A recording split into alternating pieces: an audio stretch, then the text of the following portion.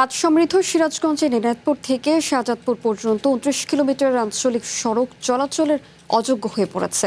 প্রায় 2 বছর আগে বন্যা নিয়ন্ত্রণ বাঁধ উঁচু করতে পানি উন্নয়ন বোর্ড রাস্তায় মাটি ফেললেও পাকা করা হয়নি। এতে 2 উপজেলার 20টি গ্রামের লক্ষাধিক মানুষ চরম ভোগান্তিতে পড়েছেন। সড়ক ও জনপথ বিভাগ জানিয়েছে সড়কটিকে মহাসড়কে রূপান্তরের অংশ করার কাজ চলছে। 2000 সালে যমুনা নদীর তীর ঘেঁষে প্রায় 135 কোটি টাকা ব্যয়ে নির্মাণ করা হয় সিরাজগঞ্জের এনায়েতপুরের মণ্ডলপাড়া থেকে শাহজাদপুরের আহমেদপুর পর্যন্ত 29 কিলোমিটার দীর্ঘ বাঁধের এই রাস্তাটি। তবে 2 বছর আগে বন্যা নিয়ন্ত্রণ বাঁধ উঁচু করতে এর উপর মাটি ফেলে পানি উন্নয়ন বোর্ড, কিন্তু সড়কটি পাকা না করায় দুর্ভোগ পোহাতে হচ্ছে সাধারণ মানুষকে।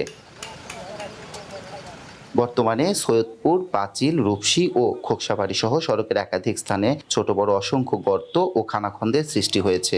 এতে প্রতিদিন দুর্ঘটনার পাশাপাশি নষ্ট হচ্ছে যানবাহনের যন্ত্রাংশ। বিপাকে পড়েছেন এনায়েতপুর হাসপাতালে আসা রোগী, হাটের তাঁত ব্যবসায়ী ও শিক্ষার্থীরা। নগদ নিয়ে এলো হার না মানা হার অফার। সর্বনিম্ন 10,000 টাকা রেমিটেন্স নগদে পাঠালে থাকছে স্বর্ণের হার জেতার সুযোগ। তাই সড়কটি দ্রুত পাকা করার দাবি ভুক্তভোগীদের।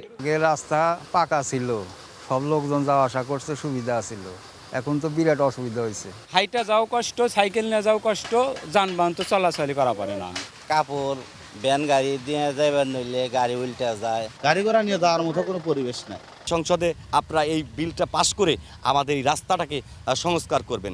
এদিকে সড়ক ও জনপথ বিভাগ বলছে সড়কটি মহাসড়কের অংশ করার উদ্যোগ নেওয়া হয়েছে।